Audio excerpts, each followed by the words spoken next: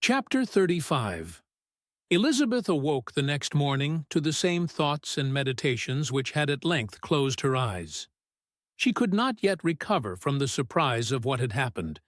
It was impossible to think of anything else, and, totally indisposed for employment, she resolved, soon to breakfast, to indulge herself in air and exercise. She was proceeding directly to her favorite walk, when the recollection of Mr. Darcy's sometimes coming there stopped her, and instead of entering the park, she turned up the lane, which led farther from the turnpike road.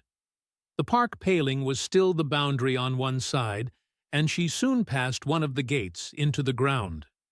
After walking 2 or 3 times along that part of the lane, she was tempted, by the pleasantness of the morning, to stop at the gates and look into the park. The 5 weeks which she had now passed in Kent had made a great difference in the country, and every day was adding to the verdure of the early trees. She was on the point of continuing her walk, when she caught a glimpse of a gentleman within the sort of grove which edged the park. He was moving that way, and, fearful of its being Mr. Darcy, she was directly retreating. But the person who advanced was now near enough to see her, and stepping forward, with eagerness, pronounced her name. She had turned away, but on hearing herself called, though in a voice which proved it to be Mr. Darcy, she moved again towards the gate. He had by that time reached it also, and, holding out a letter which she instinctively took, said, with a look of haughty composure, "I have been walking in the grove some time in the hope of meeting you. Will you do me the honor of reading that letter?" And then, with a slight bow, turned again into the plantation, and was soon out of sight. With no expectation of pleasure, but with the strongest curiosity, Elizabeth opened the letter, and, to her still increasing wonder, perceived an envelope containing 2 sheets of letter paper, written quite through, in a very close hand. The envelope itself was likewise full. Pursuing her way along the lane, she then began it. It was dated from Rosings, at 8 o'clock in the morning, and was as follows. "Be not alarmed, madam, on receiving this letter, by the apprehension of its containing any repetition of those sentiments or renewal of those offers which were last night so disgusting to you. I write without any intention of paining you or humbling myself, by dwelling on wishes which, for the happiness of both, cannot be too soon forgotten. And the effort which the formation and the perusal of this letter must occasion should have been spared, had not my character required it to be written and read. You must, therefore, pardon the freedom with which I demand your attention. Your feelings, I know, will bestow it unwillingly, but I demand it of your justice. 2 offenses of a very different nature, and by no means of equal magnitude, you last night laid to my charge. The first mentioned was, that, regardless of the sentiments of either, I had detached Mr. Bingley from your sister, and the other, that I had, in defiance of various claims, in defiance of honor and humanity, ruined the immediate prosperity and blasted the prospects of Mr. Wickham. Willfully and wantonly to have thrown off the companion of my youth, the acknowledged favorite of my father, a young man who had scarcely any other dependence than on our patron. Age, and who had been brought up to expect its exertion, would be a depravity to which the separation of 2 young persons, whose affection could be the growth of only a few weeks, could bear no comparison. But from the severity of that blame which was last night so liberally bestowed, respecting each circumstance, I shall hope to be in the future secured, when the following account of my actions and their motives has been read. If, in the explanation of them, which is due to myself, I am under the necessity of relating feelings which may be offensive to yours, I can only say that I am sorry. The necessity must be obeyed, and further apology would be absurd. I had not been long in Hertfordshire before I saw, in common with others, that Bingley preferred your elder sister to any other young woman in the country. But it was not till the evening of the dance at Netherfield that I had any apprehension of his feeling a serious attachment. I had often seen him in love before. At that ball, while I had the honor of dancing with you, I was first made acquainted, by Sir William Lucas's accidental information, that Bingley's attentions to your sister had given rise to a general expectation of their marriage. He spoke of it as a certain event, of which the time alone could be undecided. From that moment I observed my friend's behavior attentively, and I could then perceive that his partiality for Miss Bennet was beyond what I had ever witnessed in him. Your sister I also watched. Her look and manners were open, cheerful, and engaging as ever, but without any symptom of peculiar regard, and I remained convinced from the evening's scrutiny that though she received his attentions with pleasure, she did not invite them by any participation of sentiment. If you have not been mistaken here, I must have been in error. Your superior knowledge of your sister must make the latter probable. If it be so, if I have been misled by such error to inflict pain on her, your resentment has not been unreasonable. But I shall not scruple to assert that the serenity of your sister's countenance and air was such as might have given the most acute observer a conviction that, however amiable her temper, her heart was not likely to be easily touched. That I was desirous of believing her indifferent is certain, but I will venture to say that my investigation and decisions are not usually influenced by my hopes or fears. I did not believe her to be indifferent because I wished it. I believed it on impartial conviction, as truly as I wished it in reason. My objections to the marriage were not merely those which I last night acknowledged to have the utmost force of passion to put aside in my own case. The want of connection could not be so great an evil to my friend as to me. But there were other causes of repugnance, causes which, though still existing, and existing to an equal degree in both instances, I had myself endeavored to forget, because they were not immediately before me. These causes must be stated, though briefly. The situation of your mother's family, though objectionable, was nothing in comparison to that total want of propriety so frequently, so almost uniformly betrayed by herself, by your 3 young, her sisters, and occasionally even by your father. Pardon me, it pains me to offend you, but amidst your concern for the defects of your nearest relations and your displeasure at this representation of them, let it give you consolation to consider that, to have conducted yourselves so as to avoid any share of the like censure, is praise no less generally bestowed on you and your elder sister, than it is honorable to the sense and disposition of both. I will only say farther, that from what passed that evening, my opinion of all parties was confirmed, and every inducement heightened which could have led me before to preserve my friend from what I esteemed a most unhappy connection. He left Netherfield for London on the day following, as you, I am certain, remember, with the design of soon returning. The part which I acted is now to be explained. His sister's uneasiness had been equally excited with my own. Our coincidence of feeling was soon discovered, and, alike sensible, that no time was to be lost in detaching their brother. We shortly resolved on joining him directly in London. We accordingly went, and there I readily engaged in the office of pointing out to my friend the certain evils of such a choice.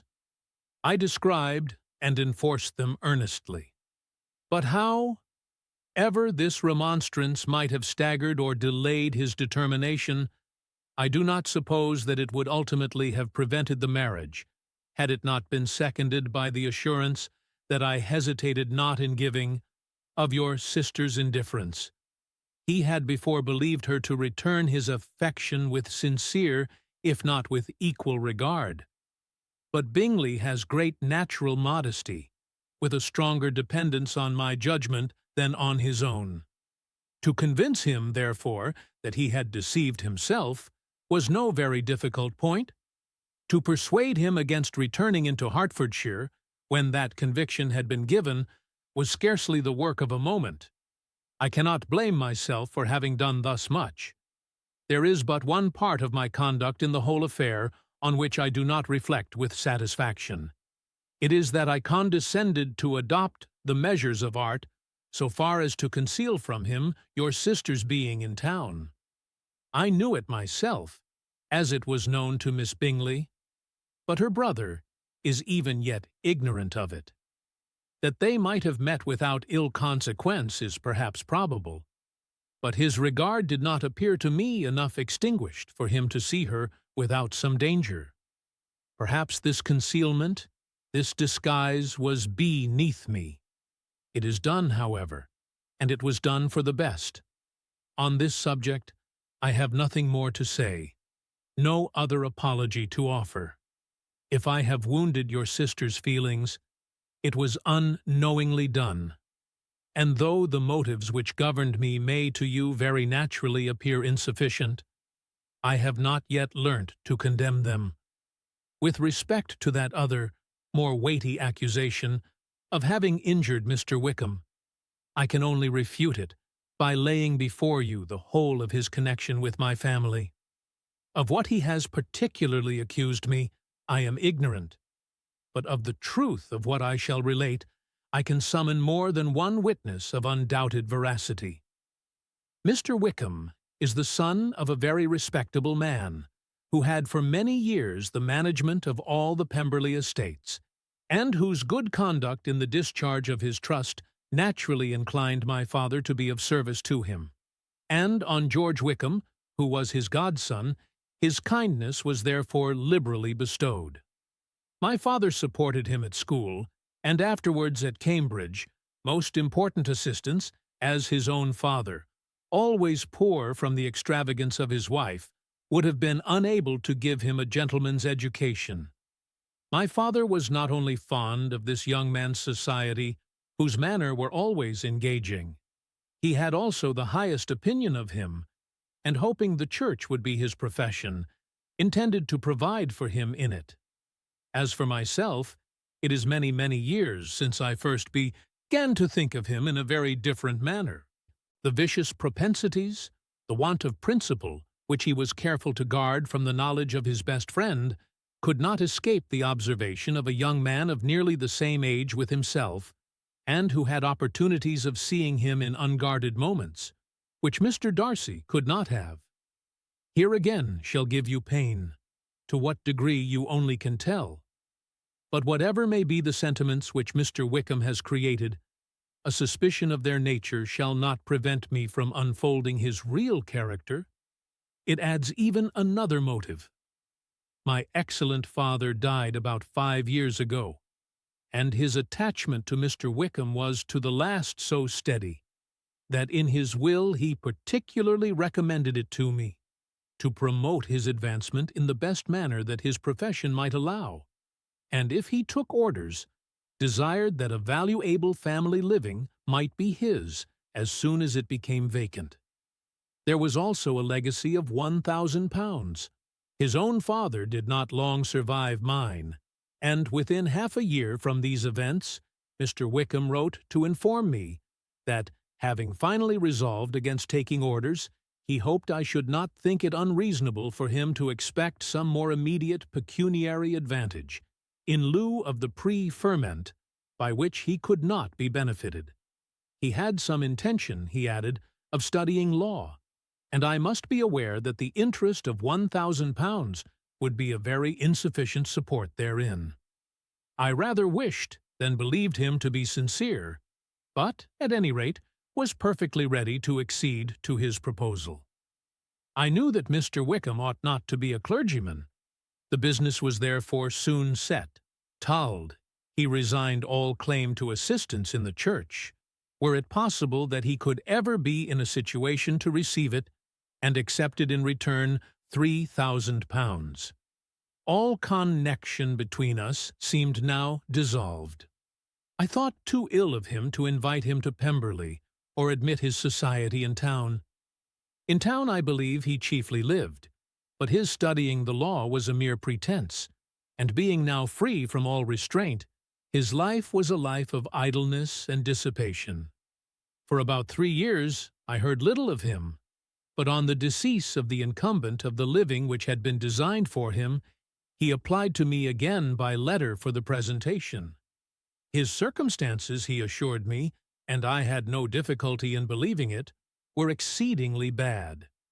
He had found the law a most unprofitable study, and was now absolutely resolved on being ordained if I would present him to the living in question, of which he trusted there could be little doubt, as he was well assured that I had no other person to provide for, and I could not have forgotten my revered father's intentions. You will hardly blame me for refusing to comply with this entreaty, or for resisting every repetition to it. His resentment was in proportion to the distress of his circumstances, and he was doubtless as violent in his abuse of me to others as in his reproaches to myself. After this period every appearance of acquaintance was dropped. How he lived I know not, but last summer he was again most painfully obtruded on my notice. I must now mention a circumstance which I would wish to forget myself, and which no obligation less than the present should induce me to unfold to any human being. Having said thus much, I feel no doubt of your secrecy. My sister, who is more than 10 years my junior, was left to the guard, Ianship of my mother's nephew, Colonel Fitzwilliam, and myself. About a year ago she was taken from school, and an establishment formed for her in London, and last summer she went with the lady who presided over it to Ramsgate, and thither also went Mr. Wickham, undoubtedly by design, for there proved to have been a prior acquaintance between him and Mrs. Young, in whose character we were most unhappily deceived, and by her connivance and aid he so far recommended himself to Georgiana, whose affectionate heart retained a strong impression of his kindness to her as a child, that she was persuaded to believe herself in love, and to consent to an elopement. She was then but 15, which must be her excuse, and after stating her imprudence, I am happy to add that I owed the knowledge of it to herself.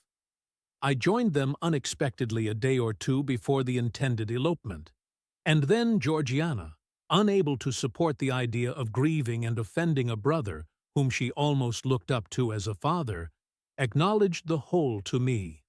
You may imagine what I felt, and how I acted. Regard for my sister's credit, and feelings prevented any public exposure.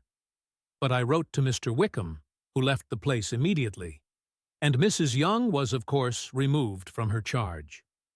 Mr. Wickham's chief object was unquestionably my sister's fortune, which is £30,000, but I cannot help supposing that the hope of revenging himself on me was a strong inducement. His revenge would have been complete indeed.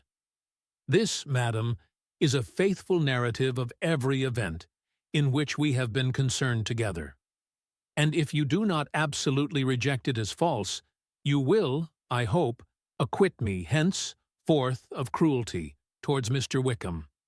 I know not in what manner, under what form of falsehood he had imposed on you, but his success is not perhaps to be wondered at.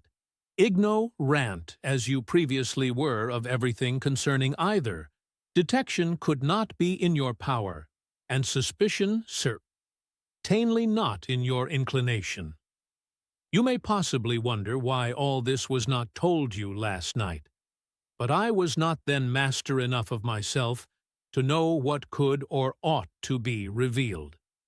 For the truth of everything here related, I can appeal more particularly to the testimony of Colonel Fitzwilliam, who, from our near relationship and constant intimacy, and, still more, as one of the executors of my father's will, has been unavoidably acquainted with every particular of these transactions.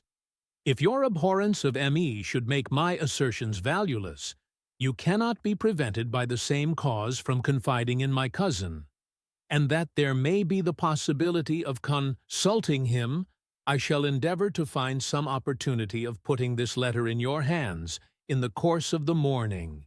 I will only add, God bless you.